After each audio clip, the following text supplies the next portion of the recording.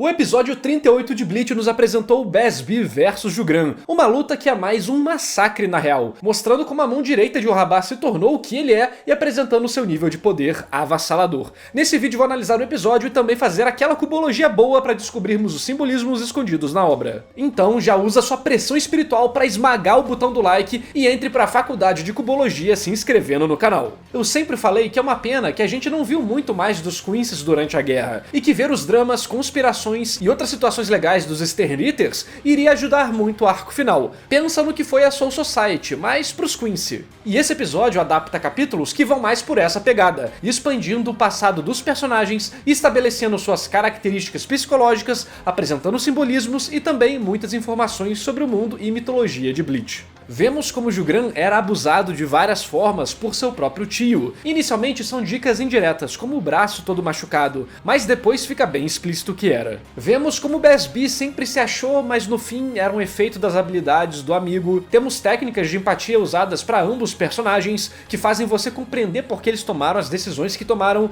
junto de uma ironia dramática sobre as concepções erradas ou necessidades internas de cada personagem. Por exemplo, o Jugran defender o Yhwach. Será que quando ele encontrou a aprovação de uma figura paterna, ou se sentiu como necessário pela primeira vez, ele se submeteu à pessoa? Até porque o Jugran não tinha nada contra o Rei Quincy, quem queria a vingança era o BSB. Na real, o Yhwach salvou o Jugran de uma vida de abusos ao ter matado o tio dele no incêndio, ou pelo menos ter dado a oportunidade pro Jugran ter matado o próprio tio. Existem essas teorias por aí também. Será que foram esses os motivos que fizeram ele ir pro lado do exército Quincy? Ou quem sabe ainda tenha algo a mais? Afinal, temos uma cena que se foca na empunhadura da espada dele, e vemos que a insígnia da família Black, a família do Bass, ainda está lá. Essa é a mesma espada que ele pegou no castelo do BSB, não a trocando mesmo quando se tornou o braço direito de Yhwach. Inclusive a cena da mãe do BSB morrendo e o castelo sendo destruído é tudo coisa nova. Esse tipo de abordagem é típica do Kubo, ele não mostra diretamente, mas quando você percebe esses momentos chave,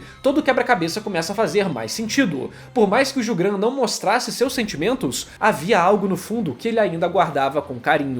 E aí, só vai ficar nisso ou vai evoluir pra algo a mais? Vídeo sem spoiler, então bora continuar. Outro detalhe interessante é que o Jugran Haschwald possui a Schrift B, enquanto Bazar de Black possui a Schrift H. Um tem a Schrift, que é a letra do nome do outro. Um elemento temático bem legal, que dava dicas sobre os dois e também pode dar dicas para elementos futuros. Esse é um bom momento para lembrar como as Shrifts funcionam, e o Yhwach consegue ver algo como a essência da alma da pessoa, e ao fazer um pacto de sangue com ele, o Rei Quincy pega esse elemento e transforma em um poder.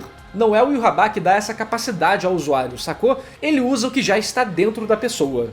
Inclusive, é muito provável que a Schrift do BSB tenha sido solidificada no dia que ele vê a sua casa pegando fogo após o ataque do Yhwach. Vemos o personagem em choque, observando como perdeu tudo que tinha, como sua mãe teve a cabeça explodida por uma das subordinadas do Rei Quincy, e como o vilão simplesmente foi embora como se tivesse apenas pisado em formigas.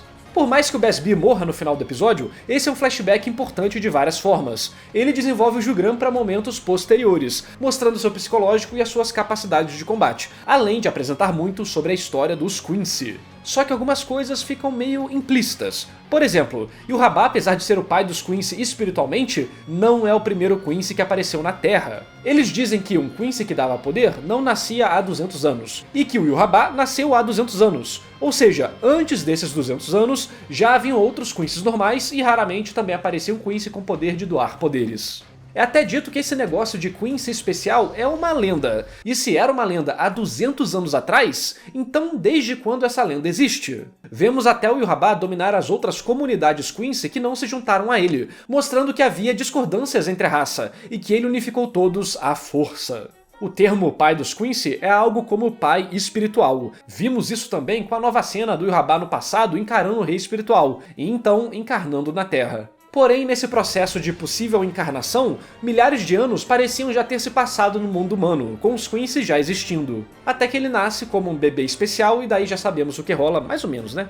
Outra curiosidade é que podemos ver como antes o símbolo do exército do Yhwach era uma estrela de 3 pontas. Mas ao dominar os demais clãs e unificá-los, ele cria a estrela de 5 pontas, principalmente para representar a nova era do seu exército, os Stern Eaters. E olha que legal, no arco Fullbringer, quando o Ichigo tá aprendendo a usar os poderes dele, ele solta meio que uma estrela ninja energética. Ele faz isso algumas vezes, a primeira vez que ele tenta, sai o quê? Sai uma estrela de 3 pontas, igualzinho o símbolo dos Quincy's, e depois a de 5. Curioso, né, como esses símbolos estavam sempre se repetindo durante a história. Outra curiosidade pra você é que o nome da loirinha que aparece é Nikita Deathlock. Sei que você tava querendo saber, então agradece aí nos comentários. Agora vamos falar de cubologia. Observe o Yhwach, o rei, e o seu cavalo. Isso te lembra de algo? O White sempre falava isso pro Ichigo. Qual a diferença do rei e do seu cavalo? A resposta? Instinto. O cavalo é mais forte, mais rápido, maior, mas ele não tem o instinto dos humanos. O instinto do rei de conquistar, de controlar, de se superar. O instinto do cavalo é o instinto de um animal puro, simplesmente viver a vida dele ali. Já o instinto do rei é de estar no topo. E se o Ichigo perdesse o controle em algum momento, o cavalo iria o jogar no chão e sair de controle. Exatamente o que acontecia quando o Ichigo era consumido por seu Hollow interior.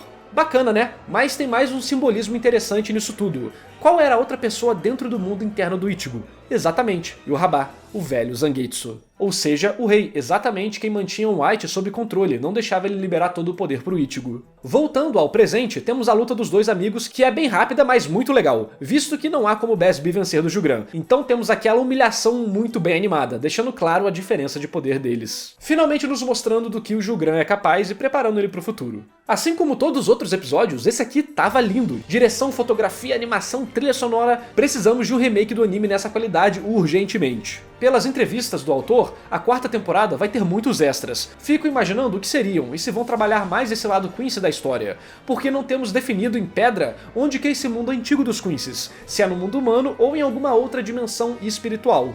Até nos iCatches desse episódio, deixam em aberto, dizendo senhores feudais de uma determinada região. Por mais que todos pensem instantaneamente que é o mundo humano, até pela forma que o Rabá diz que vai invadir a Soul Society, já que esse é o nome da região e não só da Seireitei, que é onde os Shinigamis vivem, eu acho que ainda existe um pouco de espaço pra dúvida, por mais que eu acredite que é no mundo humano mesmo. Porque eu não acho que seja impossível, e o Rabá tá falando ali em um contexto de não pertencer a essa grande região. Pensa assim, todos estamos na América do Sul, mas o Brasil e a Argentina são países diferentes no mesmo continente. De qualquer forma, a maior probabilidade é que estejam na Europa mesmo. O importante é ganharmos mais lore. Talvez, quem sabe, seja na Europa, mas parte do reino esteja no mundo espiritual. Afinal, a gente vê esse mundo espiritual que está escondido nas sombras da Soul Society. Então nada impede de ser um reino que está parte no mundo humano, parte no mundo espiritual. Mas eu quero saber a sua opinião. O que você achou do episódio? Cinema absoluto ou meio desnecessário? Aproveita para dar like no vídeo e se inscrever no canal para continuar acompanhando as análises de Bleach. O próximo episódio é o último e será duplo. E você não vai querer perder a conclusão dessa temporada incrível e todas as teorias que vêm junto com isso, não é? Também deixe sua bancai nos comentários para saber que você está curtindo o conteúdo aqui do canal e que quer ver mais Bleach.